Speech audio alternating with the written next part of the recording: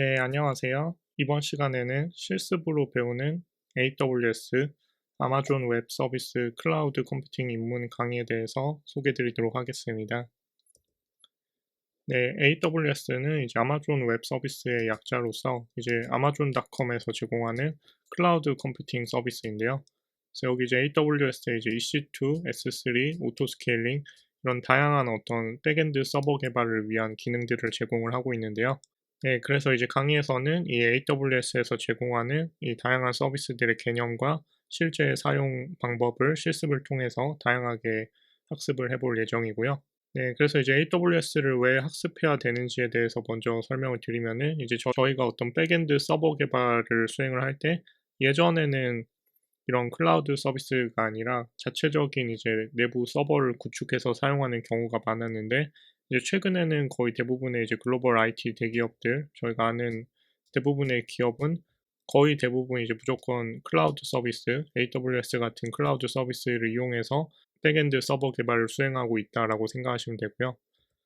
네, 그래서 이제 국내에서도 이제 대부분의 저희가 어떤 백엔드 서버 개발자 쪽으로 가겠다라고 하면은 대부분의 어떤 기업들에서 역시 이제 AWS 같은 클라우드 서비스에서 백엔드 서버 개발을 수행하고 있기 때문에 이 대부분의 회사에서 이 백엔드 서버 개발자의 이제 필수 자격 요건으로 이런 AWS 서비스를 사용해 본 경험, 그리고 이제 AWS 환경에서 이제 개발해 본 경험을 이제 필수 자격 요건으로 이제 넣어 놓고 있고요.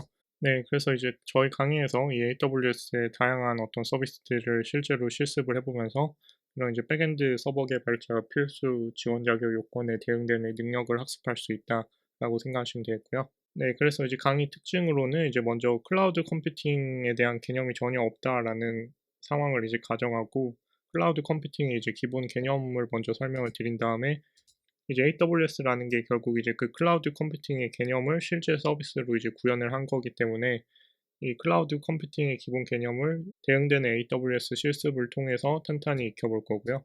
네, 그리고 이제 AWS에 되게 다양한 서비스들이 있는데 그 중에서 이제 대표적인 서비스인 뭐 EC2, S3, 클라우드 프론트, RDS, 클라우드 와치, ELB 이런 대표 서비스들을 이제 모두 개념을 살펴보고 실제로 이제 AWS 접속해서 실습을 해보면서 이런 서비스들이 이제 필요한 환경과 어느 때 사용해야 되는지 그리고 이제 실제로 사용하는 방법을 학습을 해볼 거고요.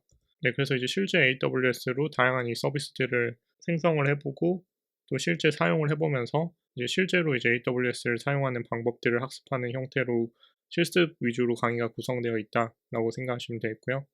네, 그래서 이제 수강 대상으로는 다음과 같은 분들을 이제 가정을 하였는데요.